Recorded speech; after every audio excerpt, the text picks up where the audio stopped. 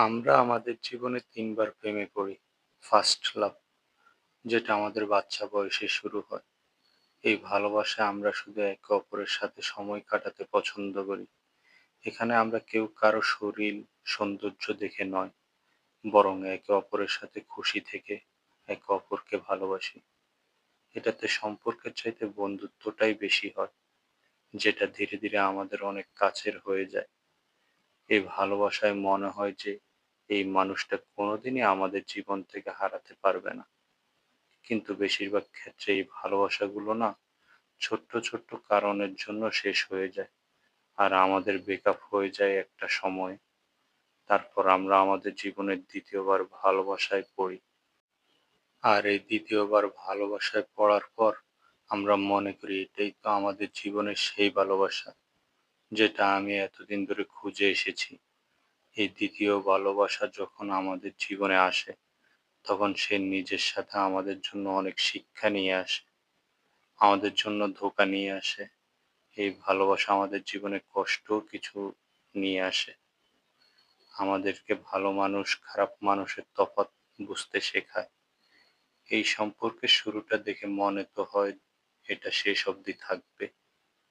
কিন্তু যতদিন এগিয়ে যায়, আশা তত কমতে থাকে। এই সম্পর্ক না আমাদের একটা নতুন মানুষ বানিয়ে দেয়।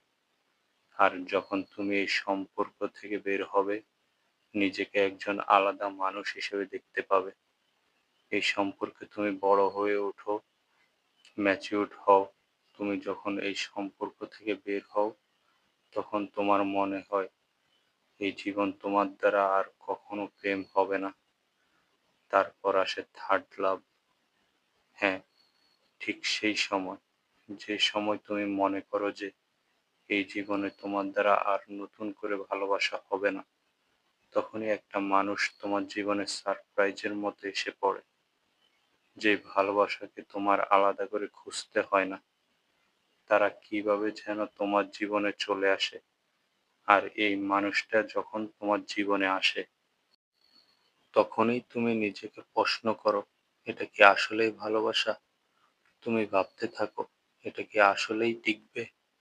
কারণ তুমি সেই সময় তোমার জীবনের পরিণতির দিকে এগোতে চাও, একটা স্টেবিলি চাও লাইফে। কিন্তু খুব তাড়াতাড়ি তুমি এটাও বুঝতে শিখে যাও যে এই মানুষটা আসলেই অনেক আলাদা। এই মানুষটার ভালোবাসার ধরন আসলেই আগের সম্পর্কগুলোর থেকে আলাদা। তখন তুমি বুঝতে পারো যে এটা এমন একটা ভালোবাসা, যেটা তোমার